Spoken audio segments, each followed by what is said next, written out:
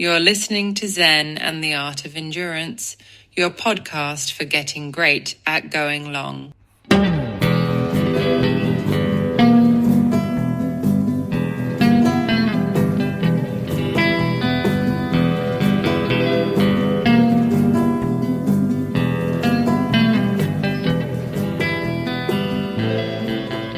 Hey there, all you endurance studs and studettes, and welcome to another great episode of Zen and the Art of Endurance, the podcast where we go long and learn a lot about ourselves along the way.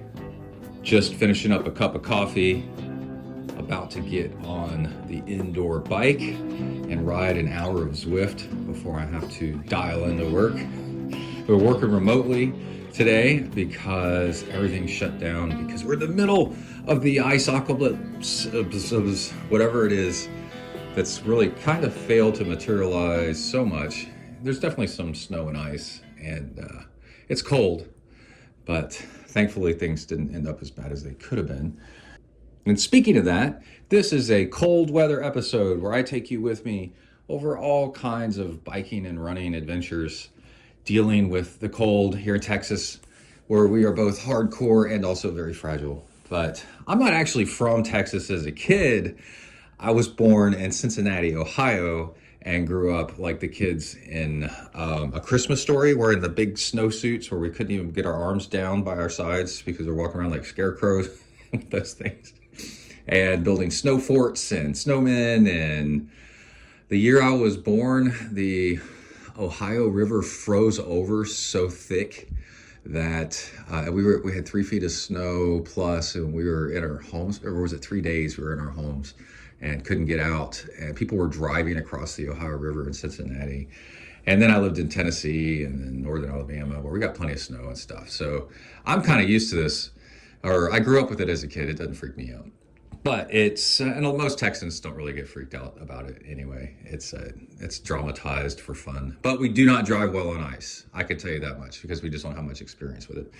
But I don't want to spend too much on that because we have a long show ahead of us. And I want to go ahead and get started in some triathlon news. But real quick ahead of that, just a quick note. I posted the last episode audio only on YouTube, where it's got like the static picture, and I think it's a great idea. I just have never gotten around to doing it. So if you want to help out support ZenTri, we are so close to being a monetized channel where actually we'll get paid by YouTube, and it'll help out with the cost of the show. Go subscribe.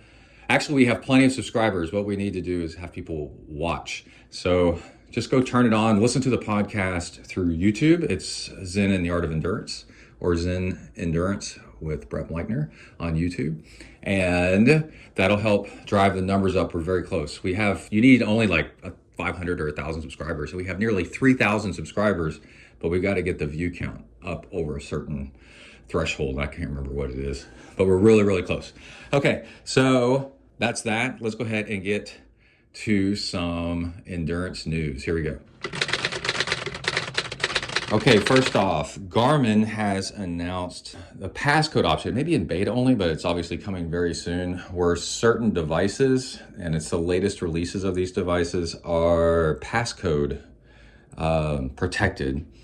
And what that means, if you have a Fenix 8, a Garmin 965, like a Forerunner 965, and then a slew of some other stuff, then I don't have any of those. Those are more the most recent ones. I have a 945 and a Garmin Fenix 5. And but anyway, if you take them off, then you can make it so that when you put them back on, or somebody tries to access it, then it requires a passcode. And I think because those might be touchscreen, and that's pretty interesting. Probably has a little bit to do with European privacy acts to biometric data. And yeah, and speaking of that, coming up, I'm gonna have some very interesting analog watch reviews and functionality, and showing people how to use rotating bezels in their daily life coming up on upcoming shows. We're gonna have a very inexpensive watch, and a Casio Duro, which is like this bulletproof diving watch with an awesome rotating bezel. And I've had one of these before, and then also have had the old Casios in the 80s and 90s that are like considered collector's items now. They're so freaking cool, but with rotating bezels for timing things. And then a surprise one that's going to come up probably in less than a month, but with a rotating bezel that is out of a movie that y'all never guess. It's so freaking cool. I cannot wait to bring it to you, and also compare them to an older Seiko. It's called a Kinetic, but it's an automatic watch where it's self-winding just by your wrist movement. It's pretty cool. So yeah, we're going to do a little bit of tech and watchy stuff coming up in future shows. And then let's go ahead and get into the rest of the news, which I recorded just a couple of days, and then roll into the show. Here we go. All right, let's do some endurance sports news. I'm going to drop these in over the period of the week as stuff pops up. So here is entry number 1. Drew Dillman, who is a top gravel racer, just switched sponsors, and he's a big deal to this show personally because he was gracious enough to do an interview with us. If you go back a few months ago, it's really great. He and I think Kai sat in on the interview too, and at the time he was sponsored by State, which is a extremely budget oriented bike company, but very interesting in that they had built some actually pretty nice bikes, and also had a titanium version. And Drew has switched and moved over to Lauf, which by coincidence, I've got an interview with the Lauf CEO that you can go back and listen to his philosophy on. He's an engineer, how they build their bikes the way they do and how they distribute them and such. It's really interesting because they have really good prices on their bikes and a unique approach. And I also reached out to State months ago to see if I could get the CEO on interview, and I spoke with him because I was really interested in the titanium thing, and he said yeah, he could be on an interview, and then I just kind of lost interest in it. It's probably me, but because I was trying to get some insight on getting a deal on a titanium bike, because I actually do own a titanium road bike, and the ride quality is very interesting. And I think the ride quality, based on the frame material, your tires make the biggest difference, but frame material definitely matters. People think it's all tires. They'll try to tell you the frame doesn't matter at all. It matters. So I'm riding a Vast. Kai and I both ride Vast right now, and they're made out of magnesium, and magnesium has this incredible dampening property. So vibration dampening. And see, the thing about gravel is it's got chatter, right? It's not big hits, it's just never-ending small hits. And so this chatter and vibration dampening of magnesium, and magnesium, it's fantastic for gravel, and then magnesium is really lightweight. It's the lightest metal that you can use. And then our frames are, they've alloyed them with something, and then also Cerakoted them, I think, as well. So 3-4 years we're going now on these bikes, no damage, whatever, because magnesium, raw magnesium, is very susceptible to corrosion, the opposite of titanium. But our bikes, these magnesium bikes, are metal, right?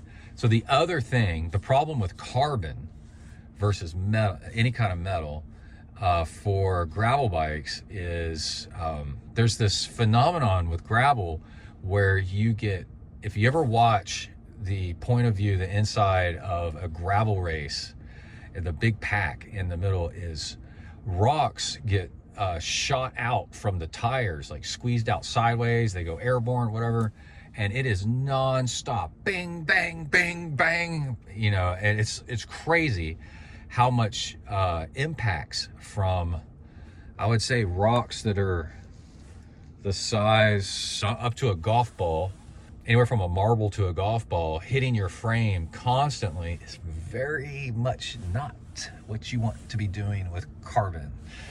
And also, if your frame gets gunked up with mud so that you're grinding mud through these narrow clearances, there's lots of people at Unbound, for example, that destroyed their frames because it ground through it like sandpaper, and carbon does not like that as well. Well, metal stands up to that. So aluminum alloy, steel, the magnesium ones that we've got have been doing fantastic, and magnesium is like super lightweight, right? So Vast, I don't know if Vast is going to be around anymore, but another great material is titanium. Titanium is a fantastic material for gravel. So it's between aluminum and carbon as far as weight. I think it maybe closer to aluminum, but it is crazy durable, and it also doesn't corrode at all. And I honestly think that if you were to build like I have a problem. I've learned to have a problem with don't ever invest a ton of money in your forever bike, quote unquote, your forever bike, because my titanium road bike was going to be my forever bike, and then 10 years later it's completely out of date. It won't hold the latest wheels, the wheel widths, and all kinds of stuff like that. So don't ever do that. But if you are going to invest a little bit extra, titanium is fantastic, and State Bike Company makes a clearance for 50 or 53 inch tires titanium gravel bike. And so this is a bike that'll take the impacts, take the hit, it'll take the grinding of mud through the frame against the wheels, and the ride quality kind of lively and interesting, and a little bit more flexy, so that long days. What I noticed about my titanium road bike is it was so comfortable because titanium's a little bit more flexy. And so if you're Mark Cavendish doing a hard stand-up sprint, you want your bike to be rigid so it accelerates forward. But for gravel and off-road, a little bit of flex is actually kind of nice. It takes the edge off things so you can ride longer and whatever. So there's all that. So that's why Drew Dillman and the titanium bike, and me being kind of interested in the State. I think if I was to buy a titanium gravel bike right now, I'd probably get the State because the specs are there.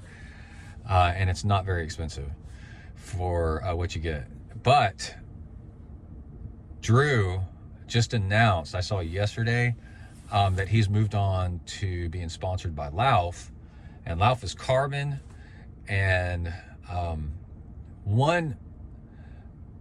two downsides of the Lauf bike. Well, one downside. One interesting thing and one downside. A downside is the owner of Lauf is adamant about not including frame storage as of this moment. And I agreed with him on the podcast when I interviewed him. It's a fantastic interview, by the way. I really recommend you go check it out. But I have turned the page on that, and I definitely think that frame storage is the future, and it's what's going to be happening. I had an old, it was fantastic motorcycle. I had a Honda VFR, which is like a Honda Interceptor, which is a really, really high-end race bike motorcycle. And one of the things they did was single-sided swing arm, and I think in this bike, but anyway, some motorcycles keep the oil reservoir in the swing arm, like the part that holds the rear wheel to the frame of the bike, because it's big and fat. So it's a great place just to store the oil in there, right? So you've got this hollow tube, just freaking, man, what a great place to put stuff that you're gonna rarely need, but you definitely want, I think it's pretty smart. And then the fatter tube shields the bottles that you're gonna be using, and so it makes the whole thing more aerodynamic. It's compounding, like I always say, two things at once, three things at once with this thing. Yeah, so multi-tool, spare tube, maybe a little bit of sealant in there, and tire patch kit, I don't know, whatever you want to put in there. And then stuff that you just know is in there, and then you just kind of forget about it. So that would be one kind of thing where I would definitely take a Lauf. I 100% would ride the crap out of a Lauf. And now I remember the two things that are, the other thing that's a downside is Laufs do not do double chain rings. And if you are a high-end pro racer like Drew Dillman, man, a double chain ring is what most of the pros use for outright speed in a giant range. And then also when you do double chain ring, then your rear cassette, the jump between gears is really small, so you can always be in like the perfect cadence, which actually adds up big time if you're really fast and you're high performance, to be in the exact right gear and the exact right cadence all the time.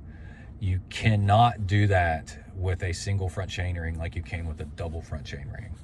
So that's a downside of Laufs. But again, if somebody gave me one, sponsored us, I would be all over it. I think they're freaking awesome. Laufs are amazing. And so a great deal for the money too. And then the other thing that Laufs have in their favor is they have a front suspension fork that is actually perfect for gravel. When they first came out with their suspension fork, it was kind of aimed towards mountain biking, and there's like no dampening on it, and it's doesn't have that much travel, so it's very much not good for real mountain biking. It'd be for like very light cross country. But it turns out that it is incredible for gravel, because with this little chatter, you really don't need dampening in your suspension fork. And then the other thing is the fork is actually shaped like a regular fork, like a road bike fork or whatever. And then the suspension elements, which are like these carbon, well, they're not carbon. It's interesting. They're actually fiberglass. Leaf springs that act as the suspension element are behind the fork. So they're shielded from direct onslaught of the wind. So it turns out the Lauf fork is actually more aerodynamic with the suspension than if you did a Lauf, because they also sell one without suspension in it. Because there's all this concern, if you get a gravel bike and you add a suspension fork on the front of it, a suspension fork has all these elements and it's a little bit wider, a regular one, pistons and all that stuff. Well, and heavier and all that. So the Lauf fork is actually more aerodynamic than most gravel forks, because the suspension elements and the trailing edge behind the fork, the suspension parts of it, trailing behind the fork, actually keeps the wind from circling back and causing, I wouldn't call it cavitation, but it smooths the airflow past the bike and helps the bike go faster. And it adds front suspension, which makes you go faster. It's really, really cool. So congratulations to Drew. Big fans of Drew. He's a really cool guy. And that is an interesting sponsor jump. And we'll see how he does this year. And also a little bit behind the technology of the bike and the things that are important if you're into performance and racing. So, all right, I'll be back. All right, Bing, we're adding on because we've got a little bit of fun news about Zen and the Art of Triathlon. I looked up to see if on ChatGPT I saw that you can actually give it a personality, like an attitude. And I said, just for a kick, I was like, because it says like you can be chatty, with examples, I don't know. And I was like, oh, let's try, just to confuse it. What is, be Zen, Zenish, but I just said Zen, be Zen, and its personality profile. And then, but anyway, I went over to it and asked it if it knew what Zen was, and then also did it know what Zen and the Art of Triathlon was, and it did. So we're famous. Let's see. I used to have a Reddit page or something. No, I've got a Wikipedia page. That's what I mean, Wikipedia page. And if anybody wants to update it, go for it.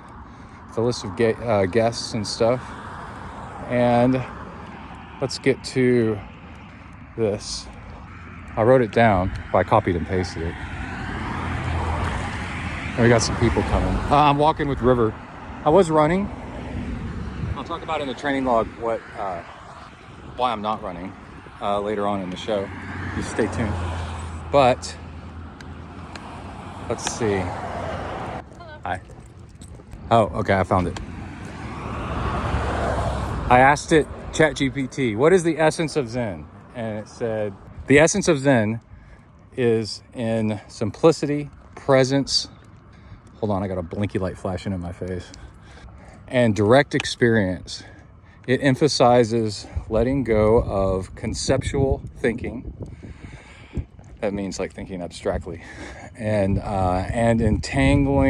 embracing the flow of life as it unfolds. So I've done some Ironmans in my Ultraman. I kind of did it in a state of flow. It was pretty cool. I just let things unfold as the day went with no opinion about anything. It was a really amazing way to do it. Key aspects include mindfulness, being fully present in the here and now without judgment or distraction. Simplicity, focusing on the essential, stripping away what is unnecessary. Zen has this like a whole dialect of like aggressiveness and stuff. Stripping away. Anyway, because it says you need that. Like you need that force to get it done. Anyway, direct experience, understanding life through direct insight rather than intellectual analysis, instead of overthinking things. Interconnectedness, recognizing the unity of all things and the importance of life. They're big on nature. And you can't have evil without good, good without evil, all that stuff. Balance in the force. And letting go, releasing attachments to outcomes. That's a big one. That's really fun to play with. Desires and fixed identities. Like if you have an identity, then crush it. So Zen encourages living with awareness, grace, and acceptance. Grace is an interesting one. Finding peace. Sorry, it's dark. I'm trying to read this. Finding peace in the moment, no matter how ordinary, especially the ordinary. Okay. Then I said, do you know about the Zen and the Art of Triathlon podcast? And I said that instead of ZenEndurance because that's been the longest running. And it says, yes. Zen and the Art of Triathlon is a long-running podcast hosted by Brett Blankner. It blends the principles of Zen philosophy with the practicalities of triathlon training and endurance sports. Practicalities means like it's real, like you just have to do it to do it. The daily in and out. The podcast offers insights into mindfulness, balance, and personal growth, alongside tips on swimming, biking, running, and nutrition. Brett's approach combines humor and wisdom. Aw, thank you. And let's see, helping athletes manage, this is so hard to read, manage the mental challenges of, it's really fine font, I'm sorry guys. Mental challenges of training and racing while staying grounded. It's a great resource if you're looking to enhance your triathlon journey while cultivating a Zen mindset. Are you considering incorporating Zen principles into your training or exploring the podcast? ? So what I thought was funny about that ChatGPT response is it's taking keywords, from a lot of stuff that's, my show description and stuff, but a lot of it came up with on its own. There was one word in here that I have never used, so it came with it all on its own. I can't remember what it was. So, yeah. Anyway, there we are. Okay, I'm going to switch over to the training log, which you'll hear later, and talk about why I am walking instead of running. Because I have a huge freaking bike ride tomorrow. Okay, go over to that when you got a chance. All right, bye.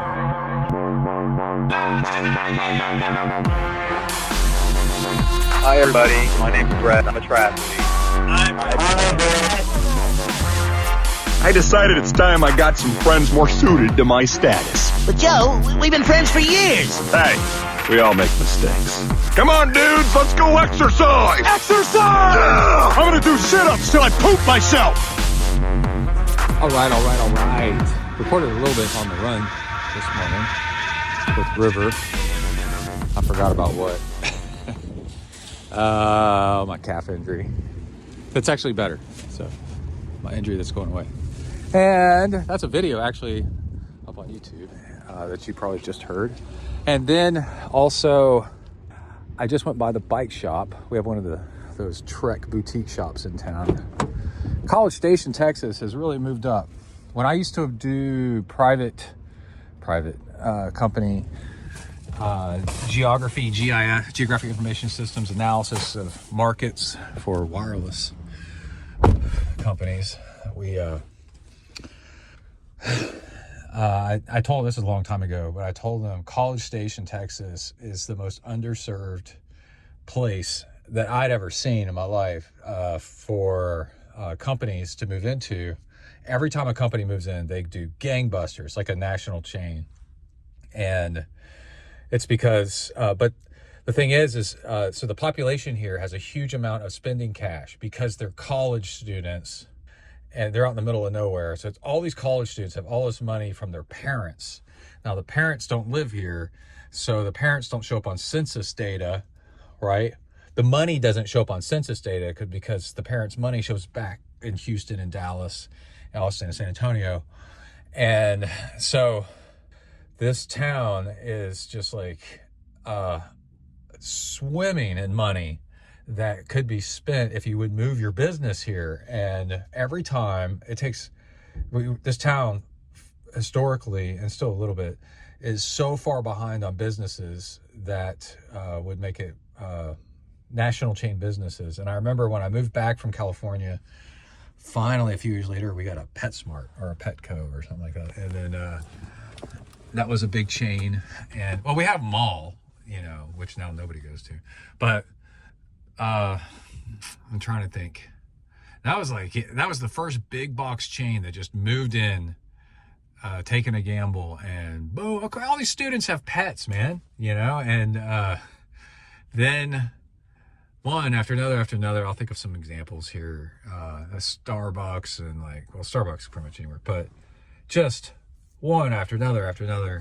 And then to the point now, 25 years later after moving back, we have an REI moved in. And most people in this town don't even know what an REI is. And I was talking to my brother about it the other night, and he goes, "Oh, Christ, don't go in there." I was like, I know, dude.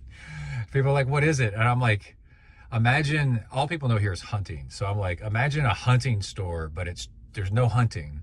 It's just the camping stuff, and it's the best camping stuff.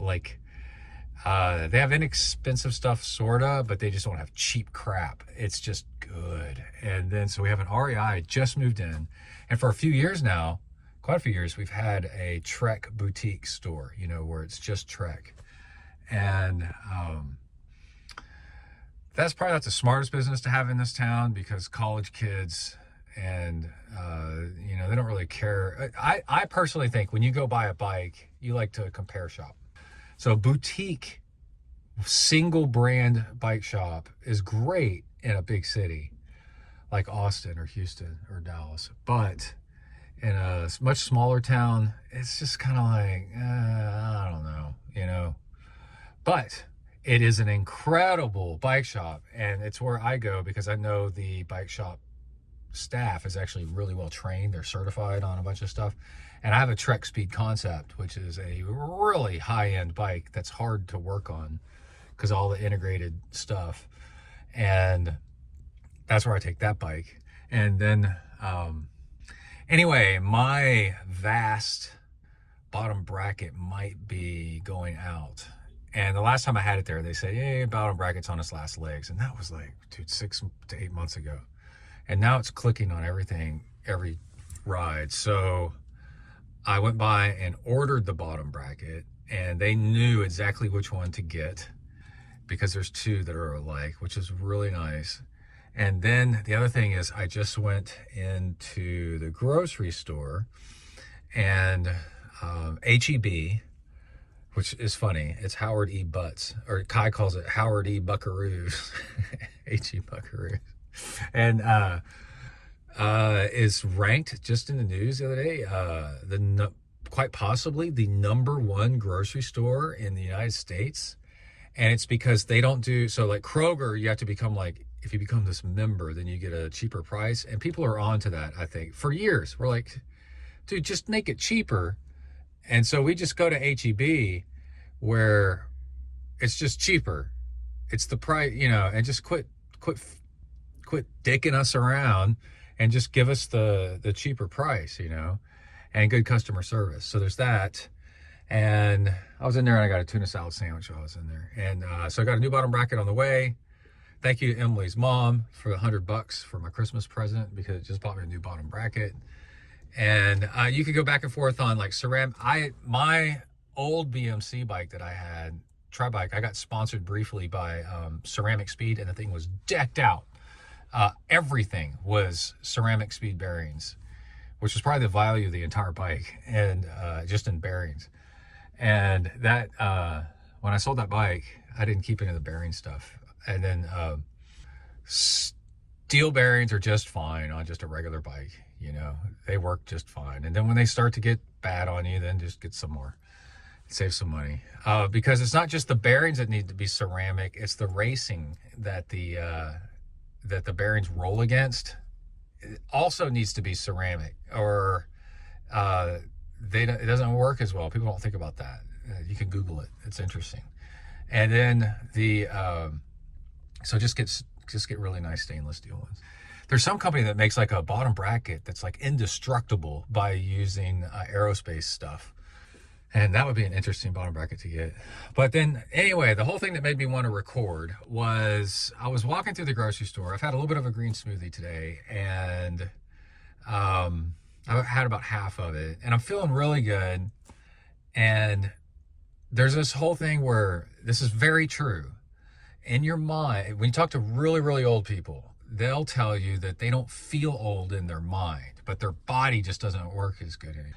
And I can tell you that if you do triathlon, specifically multi-sport, because the thing is, if you do just one sport, then you get kind of, you know, like people that just do cycling, well, then they get weak other muscles, you know, or whatever. So if you just do swimming, well, then you're not doing pounding that strengthens your bones, because swimming is zero gravity. And then if you're just doing running, well, then you're banging yourself up and not working your upper body as much as you could, you know. So specifically triathlon, I have this observation where I'm either 51 or 52. I have trouble remembering. But not only do I feel as sharp as, or, you know, like attitude and mood, you know, and like I don't know, people say that I feel like 21 in my mind. My body feels like I'm 20 or 18 or something like that. It feels exactly the same. And I remember before I got into doing all this stuff many years ago, I could start to feel my body starting to come apart, you know, as you got older and older and older. And I just wanted to just make a little comment right there that if you want to delay aging related, just like blah, where your body starts falling apart, then multi-sport, specifically triathlon, seems to do a really good job of where, because I'm walking through the grocery store and I'm walking down the aisles and I've got this like spring in my step and I'm walking along and then like and feeling good, and then I'm like, man, you're walking and feeling just exactly like when you were, you know, in college. I was in this grocery store a few times when I was in college, the exact same grocery store, and I was like, I feel exactly the freaking same, you know.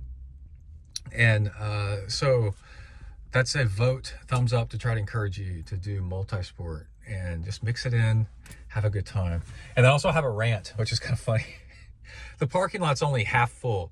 Did you ever get that thing? This just happened to me when I was pulling in, where there's all these parking spots And then I pull into a parking spot. There's nobody parked on either side of me for a ways, you know, like 3-4 spots on either side of me. Because I'm driving a truck, so you need a little bit more space.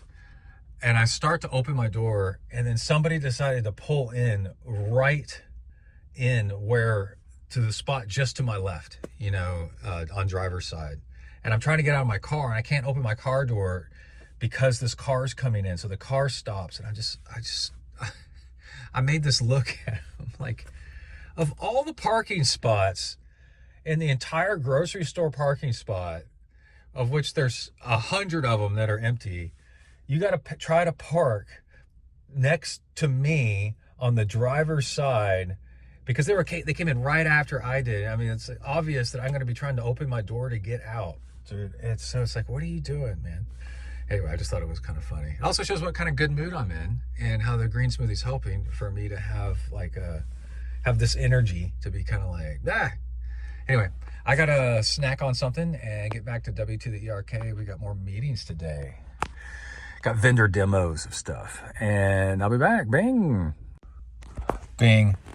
Hey, I just came right back, and I got a notification. I got a like on one of my comments on YouTube, and it's on a Backyard Ultra video where at the beginning there's this guy, and he's got like a group of people.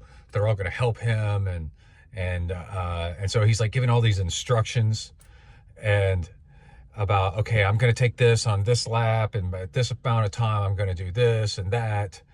And then you know, that's like the beginning of the YouTube video, and he just seems like to be really like he thinks he knows what he's doing, that he's like he's directing, you know. And then as the race goes on, of course everything goes off the rails, because that's the whole point. The people think it's the superficial thing about going really long is just, you know, like, oh, I'm going to run 50 miles, or I'm going to run 100 miles, or I'm going to bike 200 miles, or, you know, whatever. I'm going to do this Ironman, you know, and finish it in 12 hours, or just even finishing an Ironman. Dude, that's not it. The magic, the coolness is to watch yourself and notice who you become when the train goes off the rails, and then that reveals who you really are. And that's why you do ultra distance, is you sign up for stuff that you couldn't possibly have done in training. You don't do a 100-mile run in training. You do like 20-mile runs at most, you know, maybe a little bit more. It kind of depends on the person. And then when you sign up for 100, you watch to see what happens. And the cool thing is who you really reveal who you really are when you are not doing well, right? How do you treat the aid station people? How do you treat those around you? How do you treat your significant others? How do you treat yourself? What kind of language? The whole point is you surprise yourself, and then you learn more about yourself. That's the whole point in the end. You know, that's really why Courtney DeWalter and you know, says like she likes to go into the pain cave and find out more about, explore around the pain cave. You find out more about yourself. And then there's a really funny one. The UFC fighter he's not from Kazakhstan, he's from Kyrgyzstan, I think. And he's like the best in the world. And he said he couldn't wait to fight John Jones. And the reason was, he goes, I want to take him into deep waters. That is a horrifying thing to hear from somebody. I mean, I want to take you to a place where you don't know what's happening to you. And anyway, so my comment, I got a notification that my comment got a like, and I was like, what did I say? You know, and I went back, and then my comment was, this is pretty great. Because as the video goes on, this guy that was like, oh, like, you do this and you do this and you do it. He's kind of bossy a little bit, and which I'm just finding, like, I mean, I could take it earlier. It didn't really bother me that much, but I'm just like laughing to myself, like, you act like you think you know what's going to happen. And of course, throughout the video, everything goes sideways, you know, and because you start missing your scheduled breaks and, you know, whatever, and then you start getting blisters and everything, just unexpected stuff happens. So then what? Burp. So then what? You know, and I said, this is my comment. I always get a good laugh out of all the declarations and instructing others on how things are going to go, and stretching and warming up like it's going to help whatsoever. Your first lap is your warm up, and then in parentheses, save your energy and just have a loose plan and go with the flow instead. And so, yeah, that was the other thing that I noticed is, dude, you're about to do an ultra marathon. You'll notice the really experienced people, they do nothing before the race. And also in an Ironman, you notice there's only the tiniest bit of warming up before an Ironman, because these things are so big. It's going to take every single calorie that you have, and you shouldn't start off fast anyway. You need to start off going easy. So basically, the first part of it is your warm up. So watching somebody like doing lunges, and in this video, this was happening. This people are doing lunges and stretches all up and down the path or the street, and, you know, feet up on tables and doing hamstring stretches and stuff. Dude, it's like, what are you doing, dude? Save your energy. 2, you're going so slow that you don't need to do stretching and warming up and all that stuff. So anyway, I just had to jump on here and say that. I thought it was kind of funny. Anyways, okay. And that's good advice for all of us. All right, bing. Hey, Rare on the way to the swim recording. And man, I'm running a little bit late and everything's discombobulated. And I'm doing the thing that I've learned that I'm going to make a feature episode about things take as long as they take. And to protect yourself from getting stressed out because the world is so fast, then you always are short on breath. We talk a lot about fight or flight. So you're kind of in this fight or flight mode, getting to your next thing, holding your breath. And stressed out. That's how you get high blood pressure and all kinds of stuff. And high cortisol, and you can't lose weight because you're not relaxed. And anyway, so I'm just like, man, just slow down. And yeah, so I thought I would kind of talk for a minute here, and that'll be nice too. I had a funny thought. People think, are we going to invent time machines? This is totally a side topic, but I had a moment of enlightenment where, like, we have invented time machines. They're called cars, and bicycles, and planes, and trains. So, just stay with me here. I know I'm sounding kooky for a second, but I'm being serious. So E equals MC squared, you know, mass, energy, time. Yeah, I think that's the 3 pieces. So if you shrink one, you have to gain in the other, or expend another. So like, anyway, you want to shrink time. Well, then you have to, one way to do it is to travel. So I'm shrinking the time. I'm getting to the pool earlier than I would naturally possible without a machine. And this machine gets me to the pool sooner. So in a way, it's a time machine. We'll just leave it at that. Okay, so then green smoothie update. I keep trying to find the right thing to drink it out of. It is pretty cool. So I've got this one that's like a plug-in battery-powered blender. That's 1 serving. It is pretty cool that the container that you make it in is also the thermos, although it's not insulated, is a container you drink it out of. And so that's kind of nice. And then I found something funny. Diet Coke, it's both healthy and not healthy, right? Obviously not healthy because it's fake, but it's healthy-ish in a way that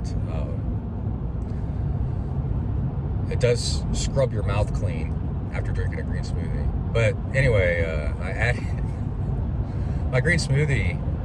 It's got so many veggies in it, kale and carrots, that it actually doesn't taste very good. You grow to like the taste of it. But I found over time, like, funny thing is, like, I had a little bit of stevia to it. But yesterday was something funny. Is I added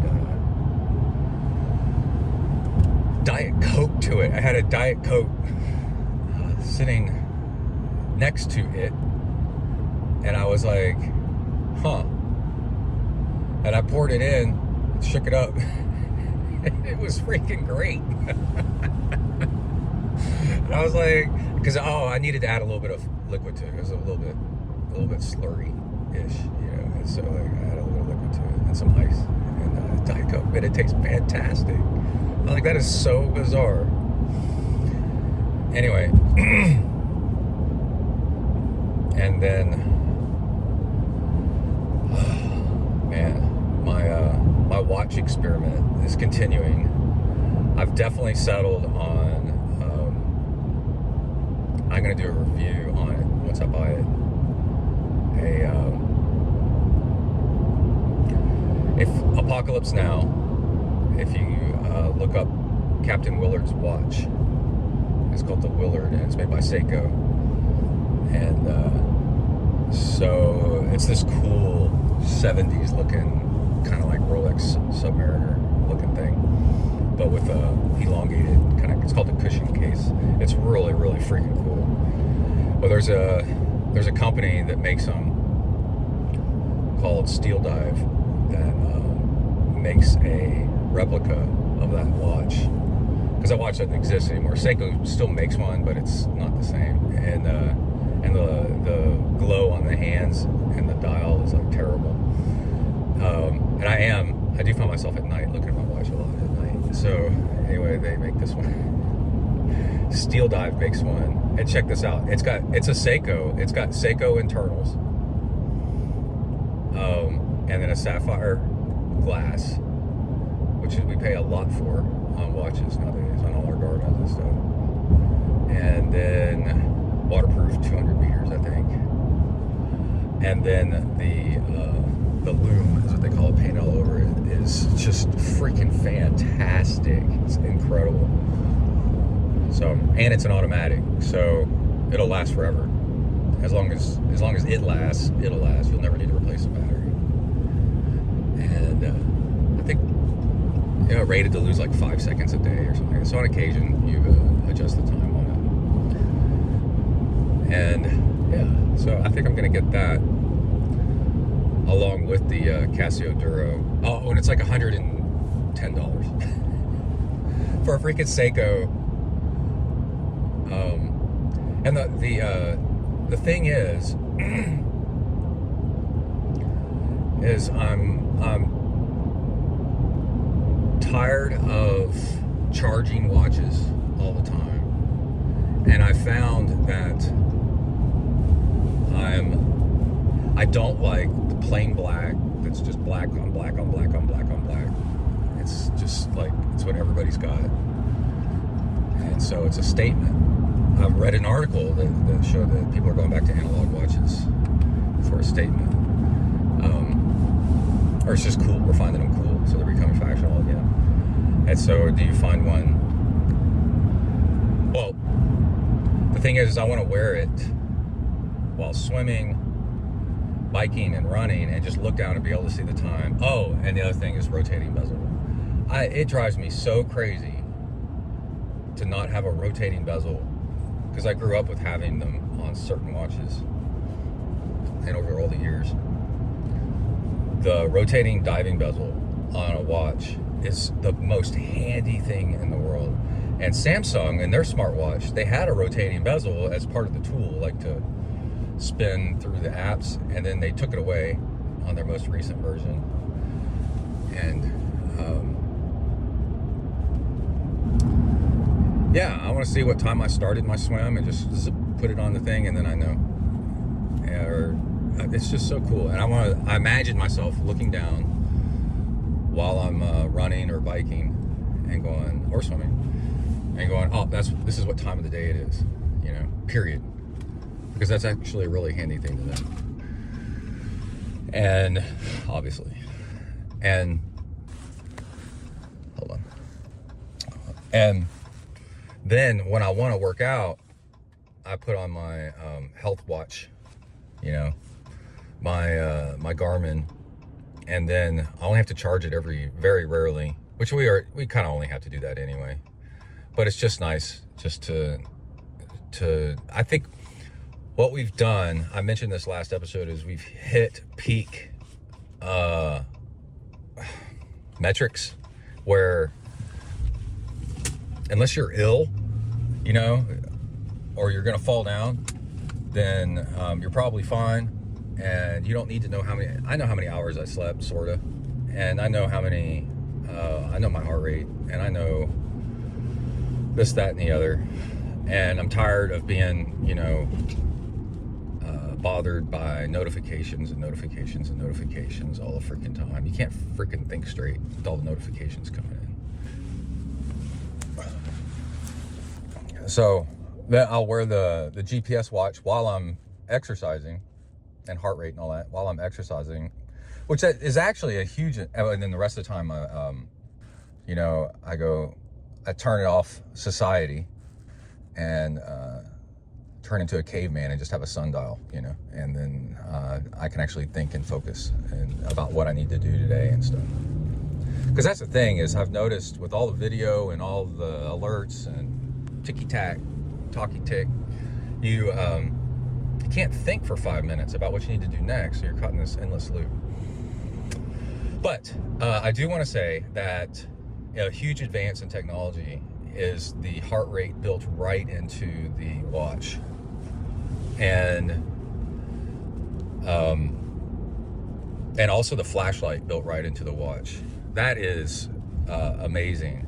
But I wore a chest strap, and I see people still today, you know, running around with a chest strap on, and it is so cool that it's just not necessary anymore. My Garmin 945, when I put that thing on, Phoenix has it too, my Phoenix 5. I got my heart rate, and so I don't need a secondary piece. That's pretty cool.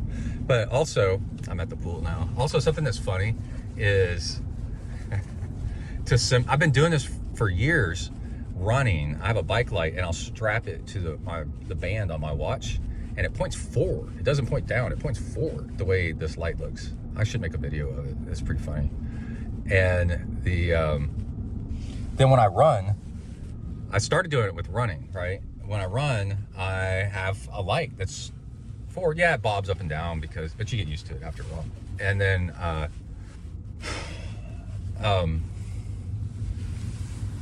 when the Phoenix made the flashlight on the watch popular, I was gonna go run, and I went ahead and strapped it to my watch well before I ran, and noticed that when I went into the bedroom and it's dark, Emily's still sleeping, digging through the drawers, trying to find this and that. And it's awesome. It's so awesome. So I'm doing the budget version of that, and I got a bike light strapped to my watch. So anyway, I've started doing it just like in the past couple weeks. Like, even though I'm not going to use it to go running, I'm getting ready to get on the indoor bike, or I'm getting ready to go swim. So I'm just around the house, and I'm like, I've put it on, and it is freaking handy, man. And so I'll make a video of that to show people what that looks like, and how to do a version of that. It's kind of funny. I can't wait to do that. Okay, talk to y'all later. Out, bang. All right, leaving the pool. I got a really cool Zen thing to talk to you about. And I was listening to some Zen talks before and after getting out of the pool. I listen to music while I'm swimming, but kind of just like a rhythmic stuff. And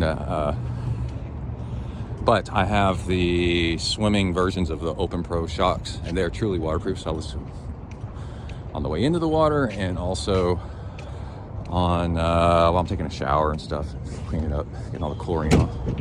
I use Swim, it's Ultra Swim shampoo, by the way. Nothing but tips, just the tip. But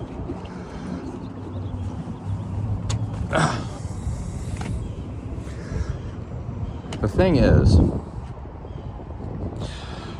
Alan Watts, who's one of the most incredible Zen philosophers, just a philosopher in general. Oh, by the way, I'm laying out my wet stuff in the back of the truck. My swimsuit, I've learned, is the critical one to have a milk crate back here, but the bed of the truck is covered.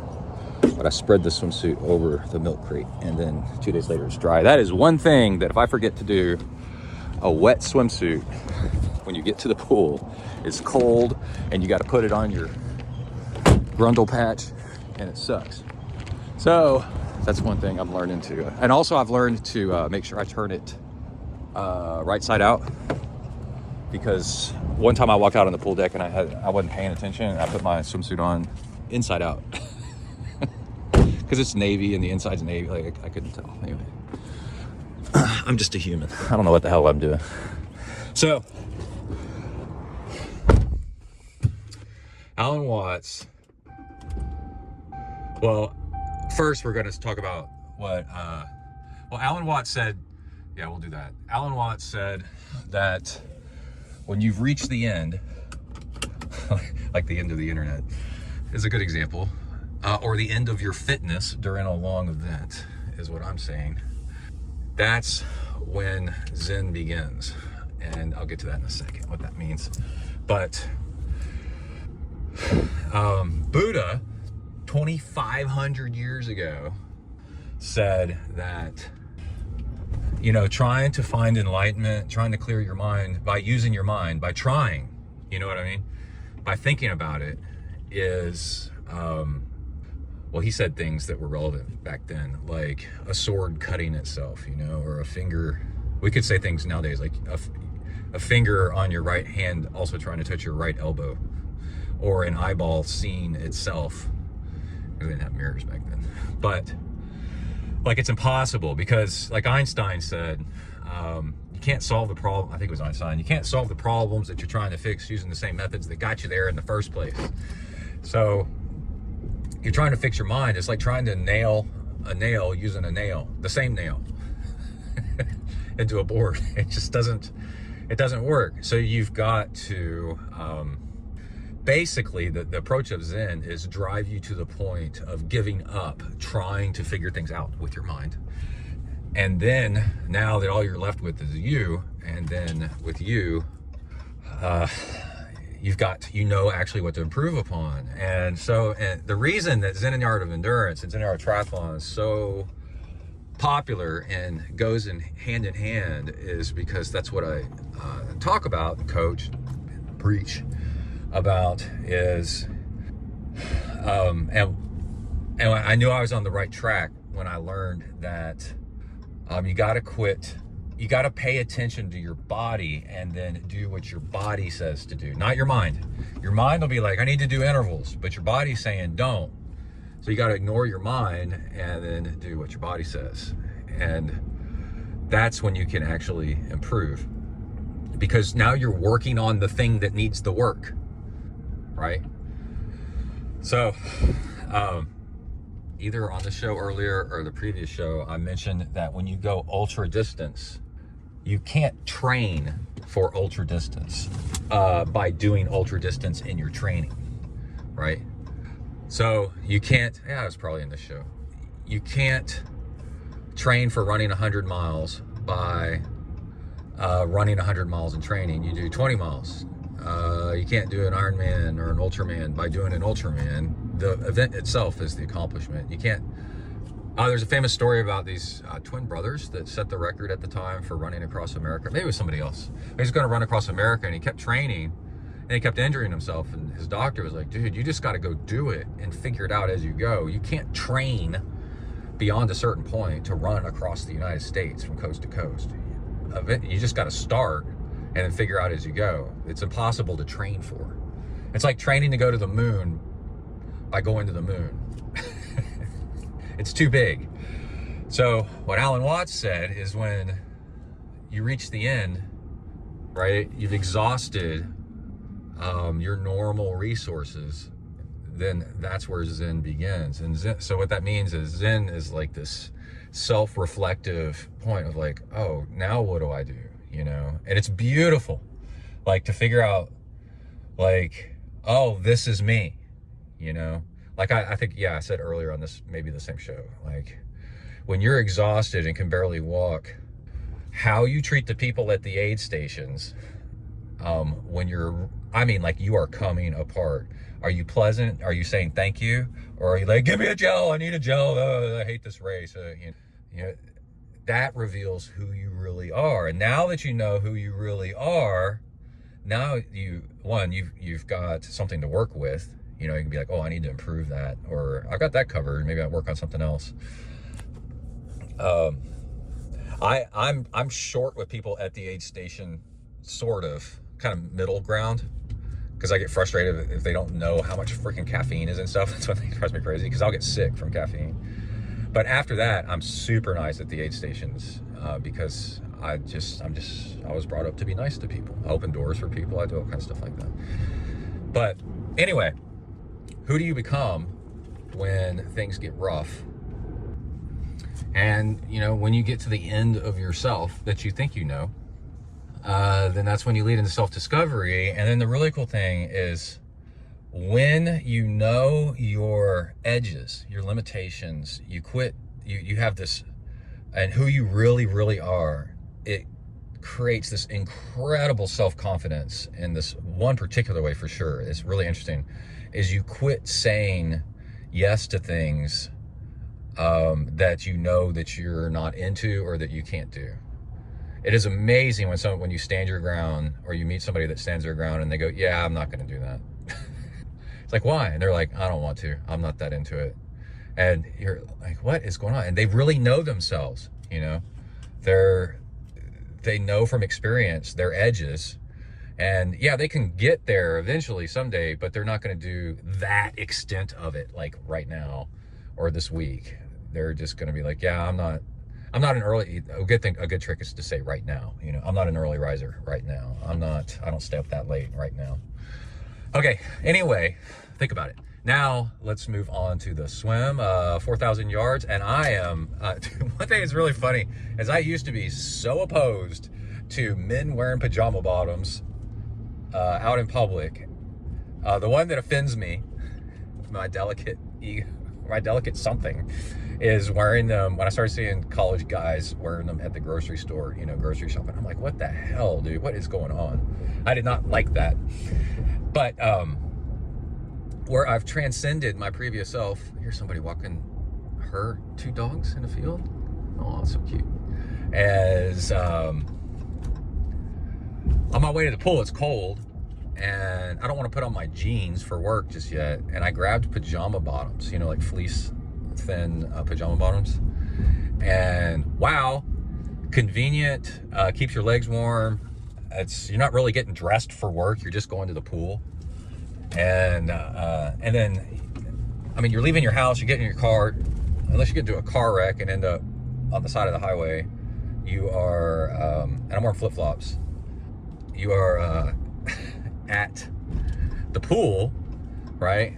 And the lifeguards could give a crap what you look like, because they're miserable themselves in this cold, whatever environment. They're all bundled up, you know.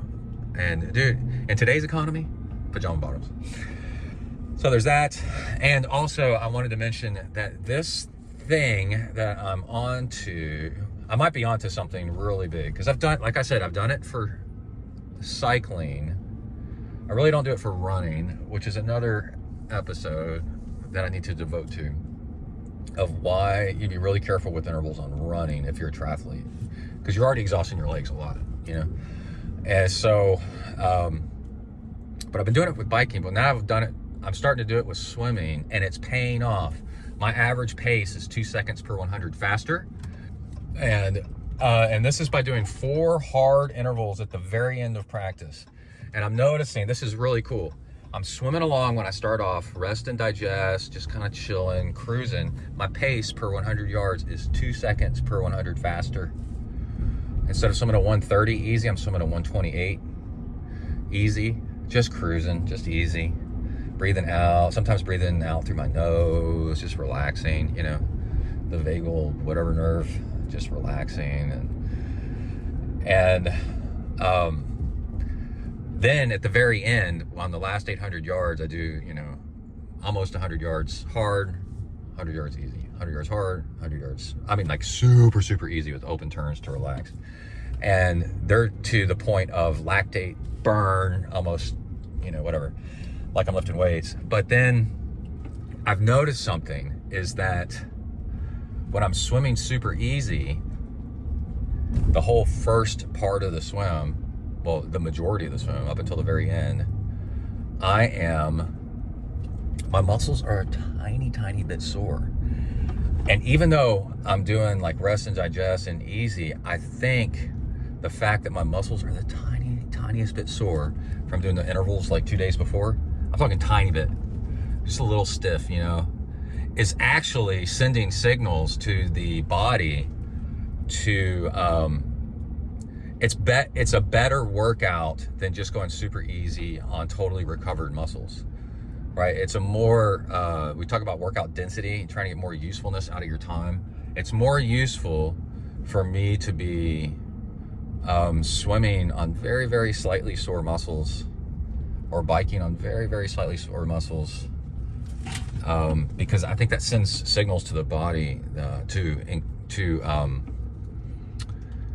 improve and build up strength and endurance and all that other stuff, without waiting like the entire swim instead of later.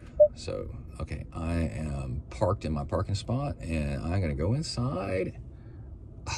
Almost made it on time. I'll be right back. Bang.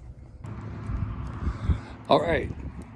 This is the part where I said at the beginning of the show that I was going to be out walking river and talk about why, because I got a huge bike ride tomorrow. And that's why. So I started to run. It's Friday night and my legs felt a little hollow, a little bit off. And I've been having some trouble lately working out in the evening. If it was summer, man, it's so easy. I bike ride in the evening and I run in the morning. But in the winter, I tend to flip it. I don't know why. But so anyway, I was out running. It's Friday evening and my legs felt a little bit hollow and I started considering cutting it short. And then, because talking with Gary, we're going to do an 82-mile gravel bike ride tomorrow. And that's 5 hours plus. That is a major, major ride. And we're going to ride through the coal pit mines. And the wind is going to be out of the north. And this ride is directly south and north, not sideways, east and west. So we're going to have a big chunk of this ride that's going to be right into a headwind for a long time on gravel. So it's going to be rough. So I thought, and then also on Sunday, I want to run long, sorry. And then on Monday is Martin Luther King Day.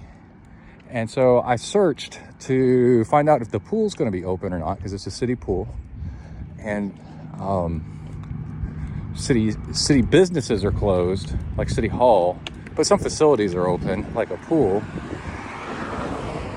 And it's a different city. It's the city of Bryan, Texas, Bryan. And look, I've got a runner coming up. Make sure the river doesn't jump him. How's it going? It's actually quite nice outside. It's probably about 50, 55 degrees. A nice breeze. But we have this cold front coming through with moisture and predicted a little bit of snow and ice. And here in Texas, this part of Texas, we don't have, equipment. It's so rare that we don't have equipment to like salt and sand the roads and all that other stuff. We do for just the overpasses and small bridges, big bridges, but that's about it. So they've already posted a warning on the Bryan Pools webpage saying that they are just going to go ahead and be closed Monday and Tuesday. All right, I'm at the crosswalk. Here, ding, ding. I'm gonna hit the button. Wait. I've actually mastered that guy's voice, and I've gotten people to like walk when they shouldn't. Walk, wait. I can't do it right now because I'm trying too hard to think about it. But anyway, since the pool's going to be closed on Monday, that means I'm going to be biking and running a lot. And in the next 4 days. And since I'm going to be doing that, I'm cutting this run short, right? So that's the triathlon training tip, is you got to look forward to what is coming up and to get the most out of what's coming up. Like, so if I ran tonight on tired legs, that means tomorrow I would be biking like shit for 5 hours, you know? So I might as well just cut it short. Go back to the house, have an IPA, kick back, relax, edit some audio, and start a show. Oh, I made a video of attaching bike lights to the wristband of watch and then using it like a flashlight, like the Garmin Fenix 8 has a flashlight built in. Well, I showed on a video how to do it. It's on Instagram, Zen Triathlon. So you can do your own. I also did a bat signal out to Garmin. Like, I don't really want to be doing this. I'd rather have the Garmin. So if you want to send me one to test out, let me know, man. It'd be so much better. It'd be so cool. I'd be so happy. But in the meantime, oh, and I was at the doctor's office for just a checkup today, and they had this ancient old hypodermic needle. It's giant. It's probably for a vet school, probably for a horse. I mean, it's huge. Syringe. And I posted all the EPO. That's what I tagged. Give me all of it. Because that's what it looks like, the 1990s Tour de France size dosage. And I tagged Phil Guyman in it. And Phil is famous for being a tour rider that was majorly against doping. And still today is big on it. And goes out and steals he's retired from that. But he's still an incredible cyclist. And he takes comms all around the world and stuff on Strava. And I tagged him on it. He's really famous and he's really cool and really smart. He was a writer for like one of the cycling magazines on the side, and he definitely go check him out. But anyways, I tagged him in the post. He's got a tattoo of a bar of soap that says clean or something like that on it, and on the inside of his upper arm, kind of like the Fight Club bar of soap, but it's supposed to symbolize that he's a clean rider and not doping. And he liked it. So I thanked him. I said, thank you so much. That's really cool of you. So there's that. And yeah, okay, so that's enough. I'm almost back to the house. Let's get off the mic and we'll be back with how the gravel ride went. And maybe that'll be a show. Okay, bye. All right, it's Saturday morning at 7:39. Y'all ready to piss off the neighbors? Here we go. Sorry. I'm airing up tires to, where it's echoey. This kind of sucks. 31, that was quick. A couple tricks is I left the bike outside, so the tires are at the same temperature as outside because it makes a huge difference. And today's ride, we are riding with the wind for the first third. Trying to do this with one hand while recording. Stop. Hold on. Let me get this right. And then, no, first quarter, I guess. And then we are riding, turning around and going directly into the wind for 50% of the ride.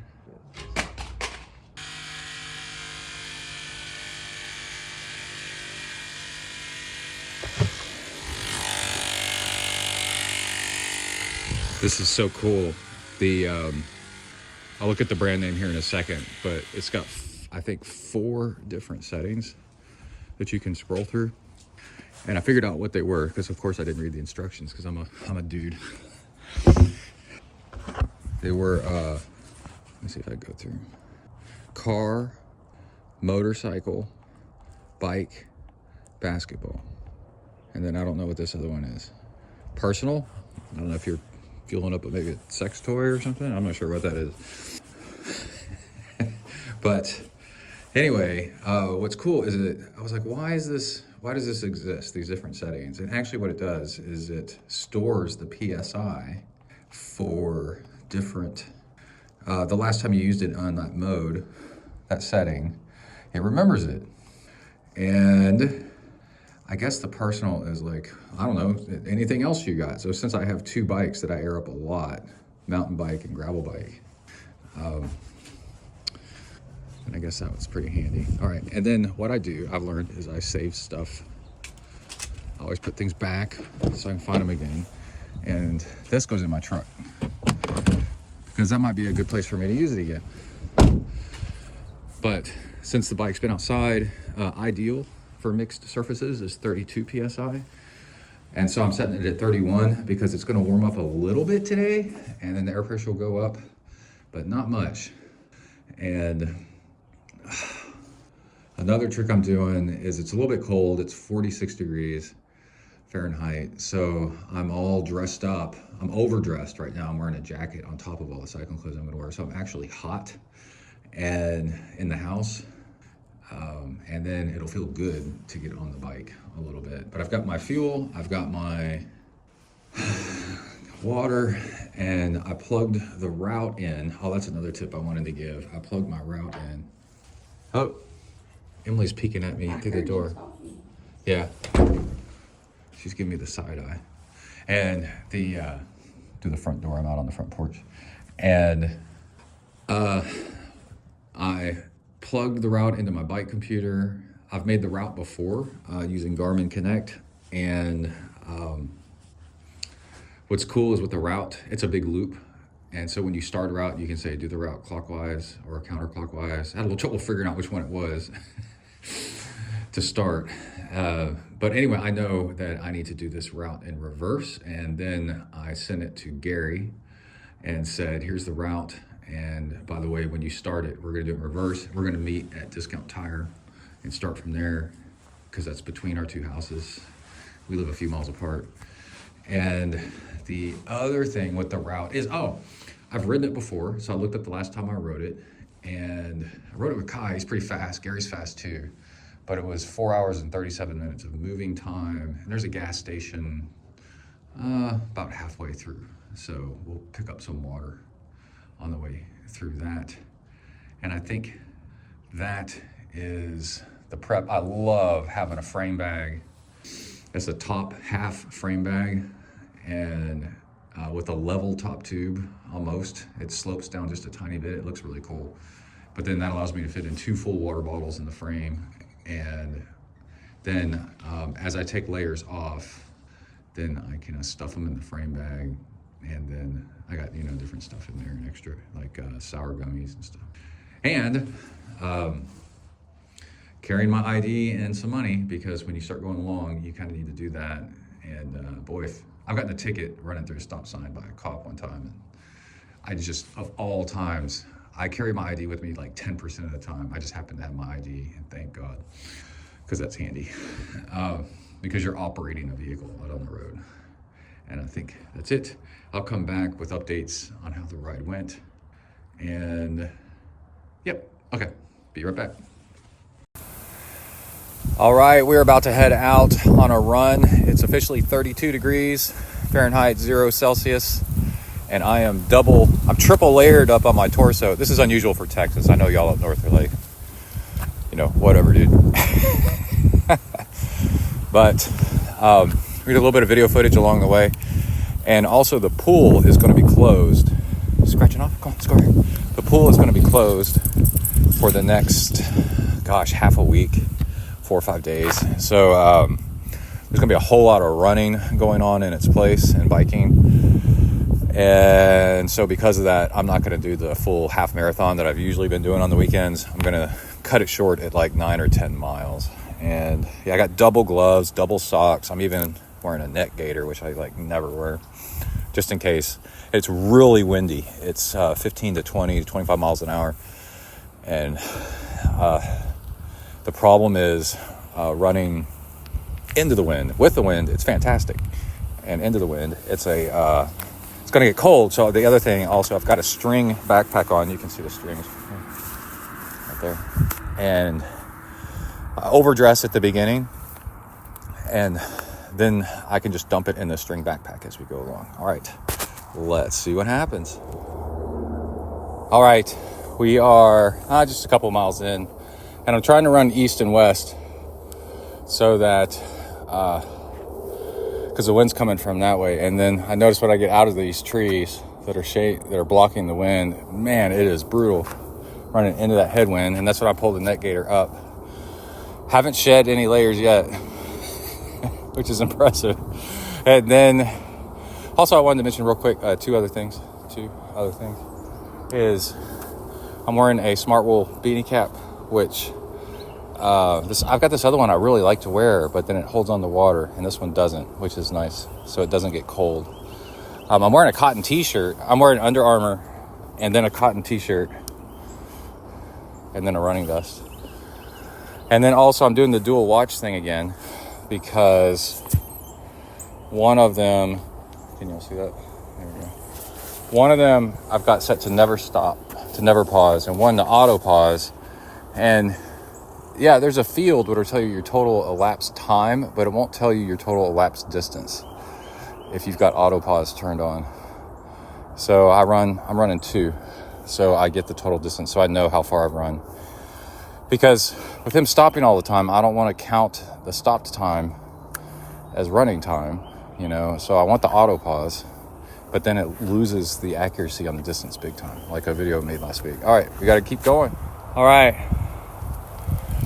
We are walking a little bit of an uphill. For ultra running, if you're a normal human, look how rough this is. This gravel's all busted up. I freaking love it. You learn to run really long distances. You walk the uphills and use those walking sessions, or if you happen to be running the downhills, to fuel. And also gives the legs a break. And you're not much faster running uphill anyway, if at all. And then it is a lot more effort to run uphill than it is to walk. And then it uses different muscles, so it's really good. And the other thing I wanted to mention was this little section of road. This is rough, man. I try running this at night. It's crazy. It's just right around the corner from my house. And it's this, I'd say it's about half a mile each way. Oh, there's a squirrel. There's a squirrel. And maybe 3/4 mile, probably half a mile. And I would never think about going down it except to go exploring. Got a little pond right here. And yeah, a nice little advocation for go exploring around, and you'll find cool stuff, because you don't want to get into trail running and never run trails or gravel or really rough stuff. It's really good. All right, we got to start running. And this option with the little picture doesn't have stability control, so I can't run and have this at the same time. So let's go. You ready? Let's go. All right, we just had a funny incident. River just snagged some food that somebody had thrown on the ground over here. And I wanted to make another little comment about what we're actually doing today. There's a 5 Freddy's or whatever it is bag over here, and then some trash over here and over here. And I was about to break out the camera and say he's checking it out because there's coyotes that have probably eaten on it, and he's checking out the sniffs and stuff. And then all of a sudden I'm yelling, no, because he's running off with a hamburger patty in his mouth. Or a bun. I saw the bun. But anyway. Okay, let's go. Come on, let's go. Oh, man. So, let's go. And then also real quick, what I'm actually training for nowadays is a backyard ultra. And that's also why the little bit of walking and stuff mixed in is good training. Because it gives you time to keep adding fuel, because you're going to be going a long way, so you actually need to fuel. So you need to practice like all the methodology, you know, what works, what doesn't. And then another thing, we'll catch up a little bit, The wind's kind of going sort of that way. It's going between that way and that way. It's kind of coming from those trees over there. And I got to run back. I'm running down this road and then running around a subdivision and then running back. And the running back is going to suck because I'm kind of running a 45-degree angle into this headwind. It's going to be really cold. And we'll see somebody walking over here. I'll park it up. It doesn't look cold because it's sunny. But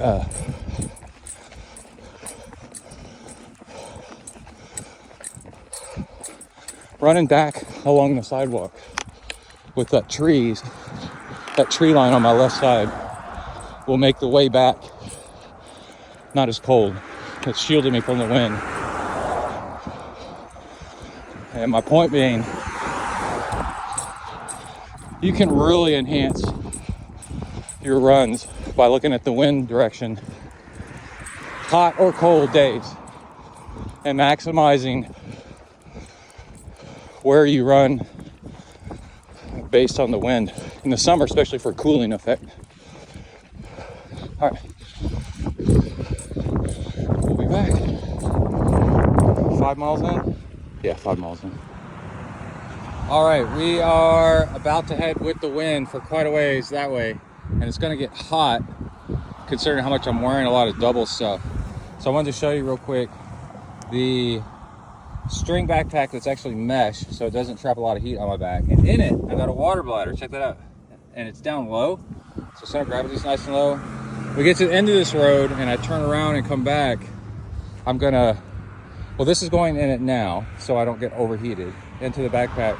But I wanted to show you these. When I get down to the end of the road, I'm gonna fill up these with the water that's in there because I still got half of one left. They're just off me right now for a demonstration. And yeah, we get turned around and come back. It's gonna be super cold. So while I am filling up the water, I'm gonna take these back out and then seal myself back up for headed back into the cold wind. All right, you ready? I like running on this dirt. It's fun. Good training. All right, bang. One thing I remembered, like, you may be asking, why in the world would you be, just keep the layers on, you know? Even if you overheat a little bit, it's still freezing outside. Well, the problem is, you want to shed layers because if you start getting hot and start building up sweat, there's a hidden problem much later on during the run that a lot of people haven't thought about, and I've seen it happen to one of my good friends. And you build up sweat, your clothes end up getting wet, you know, from sweat. And that's actually not that much of a problem because you'll still keep generating heat and stay warm, right, every time you're running. But what happens is mile 60 or whatever mile where you blow up and you have to start walking a lot more. And in ultra marathons, usually ends up being at night because that's by the time you start getting really tired. Well, walking, you don't generate the heat that you do running. And now your clothes are wet because you didn't shed them. You didn't shed your external layers at times when you were running with the wind and getting a little bit hotter. So now you're walking, you're not generating heat and your clothes are wet. And then you would say, oh, we'll just run and you'll build up the heat. The problem is you can't run anymore because you're too tired. So you have no choice but to walk, and you just keep getting colder and colder and colder.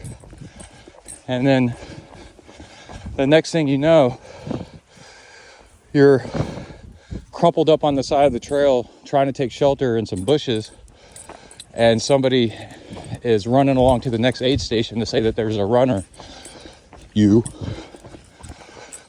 suffering from hypothermia on the side of the course, so they need to come get you. And that is why you take off layers, so that you don't start sweating.